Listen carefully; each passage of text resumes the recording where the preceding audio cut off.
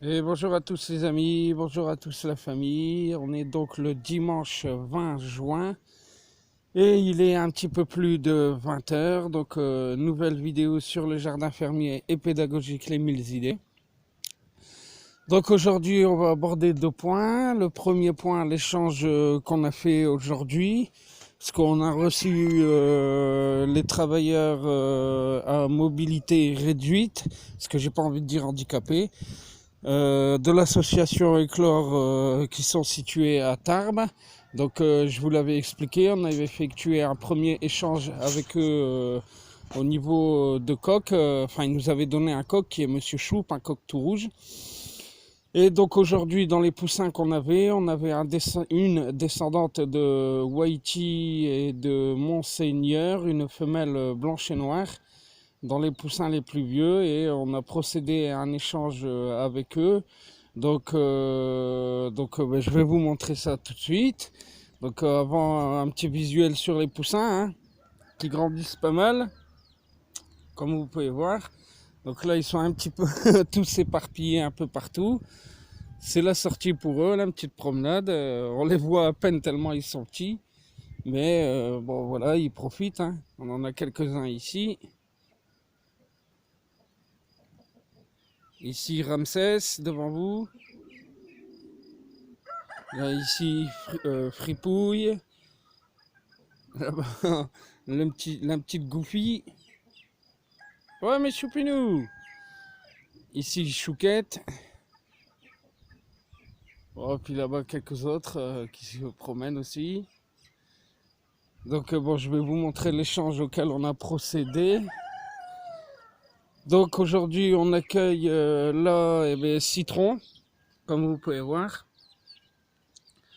Alors Citron, il y a une histoire un peu originale aussi. Alors à l'association Éclore, je leur avais vendu des poussins, dont un qui s'appelle Caramel aujourd'hui et qui est le frère de mon coq à moi, Obélix. Donc je vous l'avais montré, c'est un très joli coq pékin soie, petite taille. Et donc ça c'est un descendant du frère à Obélix, croisé avec de la Savalpote. Donc très joli petit poussin qu'on a échangé contre nous une femelle. Et comme vous pouvez voir, qui commence à prendre ses marques tout doucement. Après les autres choupinous qui étaient dans la maison il y a encore quelques temps et qui sont venus intégrer les clapiers à lapin à l'extérieur. Donc là aussi, hein, des très jolis petits.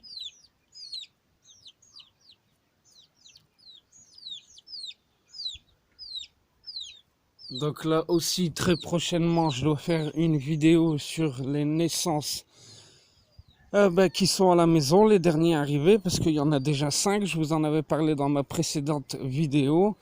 Et là, maintenant, je vais vous montrer encore une fois de plus la modification que j'ai apportée au niveau du quai à terreau. Et je vais vous expliquer un petit peu pourquoi j'ai fait ça. Donc, en fait, voilà, comme vous pouvez voir, je suis venu le fermer par devant. Donc là, c'est ce que j'ai fait aujourd'hui, hein, sur une heure de temps en fin de journée, après avoir ramené ma fille à sa mère. Et ben, j'ai repris le boulot ici. Donc premièrement, bah, déjà c'est parce que les poules elles m'en mettaient partout quoi. Alors ça a son avantage et son inconvénient. L'avantage c'est que ça accélère le processus de décomposition du terreau, puisqu'elle gratte dedans, quoi. Donc elle l'affine, elle casse les croûtes et les gros morceaux. Mais le problème, c'est que ça en met partout et qu'après, pour tondre, bon, bah, c'est pas forcément facile. Et puis, il fallait souvent le remonter, mais ça servait un peu à rien puisqu'elle recommençait automatiquement.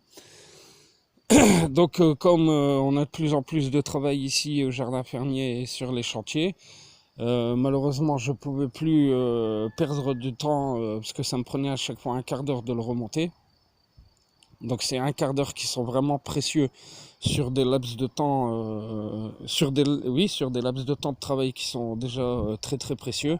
Donc à chaque fois perdre 15 minutes par jour ou tous les 2 jours pour remonter le terreau, c'est pas génial.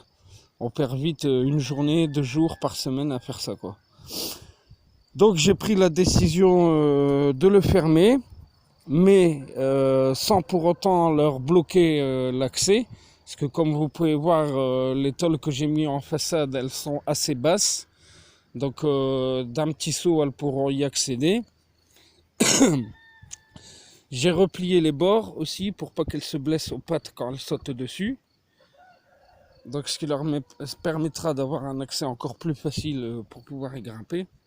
Et quand elles vont le comprendre, elles vont se régaler, quoi. Elles iront et ce sera très bien. Elles pourront continuer à le gratter, à chercher des insectes, des vers de terre et tout ce qui va bien dedans. Et en le grattant, elles vont me l'affiner petit à petit, quoi. Donc de ce fait, j'ai pu le redescendre de sa hauteur, comme vous pouvez voir. Là où il y a les traces d'humidité, c'est jusque où il montait le terreau. Et donc comme maintenant il est fermé, bah forcément on peut le baisser, quoi.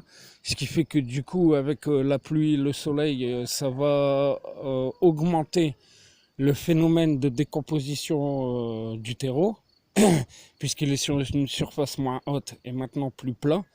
Donc forcément ça va augmenter sa décomposition tout simplement. Et puis je me suis aperçu que ce terreau il était quand même déjà plutôt joli, quoi. Hein. Depuis qu'il était ici et qu'on l'a transféré là, le process de décomposition ça a pas mal entré en jeu quand même. Et puis du coup on a vraiment maintenant un terreau qui commence à être très très joli, qui sent très très bon, comme vous pouvez voir, hein, de bonne qualité. Alors je suis assez content de ça. Quand je l'ai gratté, ça faisait un peu comme mes souvenirs d'enfance dans les fermes du Nord. On avait la fumée qui s'échappait du terreau. C'était plutôt pas mal. Ça m'a replongé en enfance. J'étais bien content de ça. Donc ce qui veut dire encore une fois que le terreau se décompose bien avec les éléments naturels comme la pluie et le soleil. Et puis ma foi, je m'aperçois que quand même en quelques mois depuis le temps qu'il est là, on obtient déjà un terreau qui est vraiment magnifique, hein, qui est sublime, qui sent très très bon. Oui. Il commence enfin à bien s'effriter, bien s'émietter, alors que quand on l'a mis au début, ça faisait des croûtes vraiment très très dures comme celle-là, qu'on ne pouvait pas facilement émietter. Et là, résultat, après ces quelques mois où il a été stocké là, il a chauffé, il a gardé une humidité constante grâce aux différents éléments. Et puis, regardez ça, l'humidité a fait son travail. Et maintenant, il se désagrège vraiment bien. Il est presque utilisable pour pouvoir le mettre au jardin, quoi. Donc vraiment, en plus, je vous dis, une qualité de terreau qui est vraiment très très bonne, très magnifique. On est vraiment là sur un terreau de qualité supérieure, hein. Presque du terreau horticole, j'ai envie de dire, hein, tellement la qualité elle est belle et propre, quoi. Donc voilà les amis, je tenais à vous faire partager ça une nouvelle fois, hein. Et puis je suis encore vraiment très content du résultat parce que cette action a été efficace. Et puis ce terreau il est très très prometteur, comme je vous dis, hein, regardez, vraiment très belle qualité de terreau, quoi. Bien riche. Il y en a beaucoup qui seraient contents de l'avoir dans leur jardin, quoi. Alors il y a encore des blocs un peu qui sont durs à effriter, quoi, à émietter.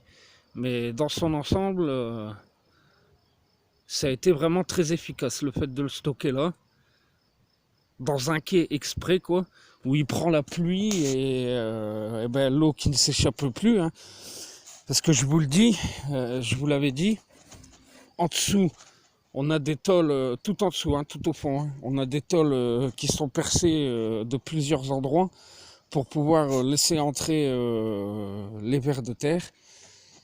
Et d'un autre côté aussi, laisser s'évacuer l'eau, mais pas trop non plus quand même, parce qu'il faut garder un certain taux d'humidité au niveau du cœur du terreau pour que il puisse comment dire, continuer à se décomposer et à se désagréger petit à petit, quoi. Donc si vous n'avez pas ce taux d'humidité dans le terreau, toute l'eau elle part dans le sol avec tous les nutriments et puis au final le terreau il se désagrège pas, il reste en gros bloc comme cela, quoi. Vous voyez, où on peut vraiment rien en faire, quoi.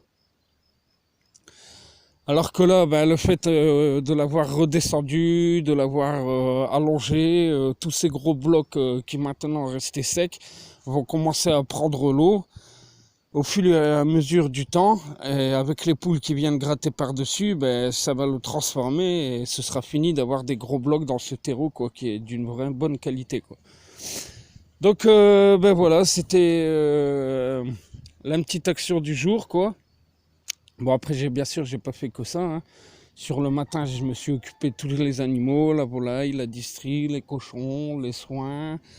Après, vers 1h, on a fait le repas. Et dans l'après-midi, ah oui, j'ai fait une récup avant de recevoir l'association Éclore. Donc là aussi, c'est une récup avec des caisses et un toit ouvrant qui servira probablement de caisse de ponte ou de naissance pour les lapins. Je vais vous montrer ça. C'est ce que j'ai fait là après manger.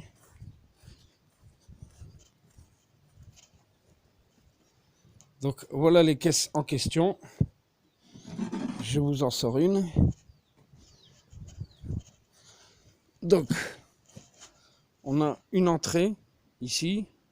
Et en fait, le petit plus de la caisse, c'est qu'on peut l'ouvrir comme ça et avoir accès à l'intérieur. Vous voyez ? Donc je n'ai pas encore trouvé dans quoi je vais les recycler ni dans quoi je vais m'en servir. Mais en les voyant, je me suis dit que ça pouvait être une bonne solution ou une bonne idée. Alors pourquoi exactement, je ne sais pas encore. Peut-être des caisses de ponte ou des caisses de naissance, j'en sais rien. Ou peut-être même des nichoirs à oiseaux, tout simplement. Je ne sais pas encore, je vous tiendrai informé, mais je pense que ça nous sera très utile. Et donc je trouvais dommage de laisser perdre ces caisses-là. Donc encore une fois, c'est l'agriculteur qui participe souvent aux dons en matériaux sur le jardin fermier pédagogique. Donc j'ai été les chercher après manger. Ensuite, après avoir été chercher ça, l'association Éclore est venue pour qu'on fasse l'échange de poussins. Et ensuite, après ça, quand ils sont repartis, j'ai eu un petit temps de pause, parce qu'on est dimanche quand même. Ensuite, j'ai ramené ma fille à sa mère, et en revenant, je me suis occupé du quai à terreau. Et donc après, on a fait sortir les poussins, quand même, parce qu'on ne les laisse pas enfermer, mais comme je suis là juste à côté d'eux, je peux les surveiller. Et puis après tout ça, là, on va s'apprêter à commencer tout doucement à fermer tout le monde. On va commencer à nourrir les cochons, bâcher tout le monde, parce qu'on n'a pas été épargné par les orages, hein. Je ne vous raconte même pas la catastrophe et le déluge qui s'est abattu ici. En l'espace de 7 nuits et cet après-midi, sur 1 heure de temps, il a plu presque 1 mètre d'eau. Mais je vous mens pas, sérieusement, c'est énorme. Tellement énorme que ça m'a rempli la mare des cochons, hein. Je vais vous montrer ça. Vous allez halluciner. Poisson! Mon petit camarade, hein, qui est toujours présent.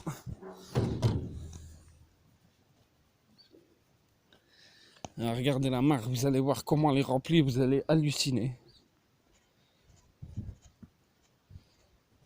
Donc ça là, la mare qui fait presque 1 mètre de profond, c'est ce qu'il y a plu en une nuit et une après-midi. Imaginez la quantité d'eau qui a plu tomber, quoi. Ouais, mamacita. Ouais, mamacita. Qu'est-ce qu'il y a? Hein? Qu'est-ce qu'il dit? Qu'est-ce qu'il y a, ma fifi? Hein? Qu'est-ce que tu racontes? Hein? Ouais, qu'est-ce qu'il y a, ma chérie?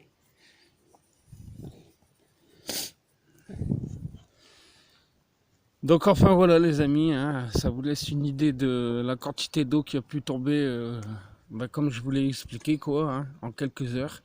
C'est assez improbable et assez énorme. Un vrai déluge quoi. Ouais mon chouchou. Donc voilà les amis pour cette nouvelle petite vidéo sur le jardin fermier et pédagogique Les 1000 idées. Et puis très prochainement, je ne manque pas de vous faire la vidéo des nouveaux poussins qui sont à la maison sous lampe rouge, c'est-à-dire les derniers nés. Donc voilà les amis, c'est sur aujourd'hui les images des cochons que je vais vous laisser. Je vous fais plein de gros bisous, je vous embrasse tous très fort. Comme d'habitude, n'oubliez pas vos petits pouces, la cloche de notification pour vous abonner à ma chaîne et recevoir toutes mes vidéos, le partage des vidéos dès que vous les voyez arriver, et puis vos petits commentaires et vos questions si vous en avez par rapport aux animaux. Donc voilà les amis, je vous fais plein de gros bisous et à très vite pour d'autres infos. Ciao, bye bye.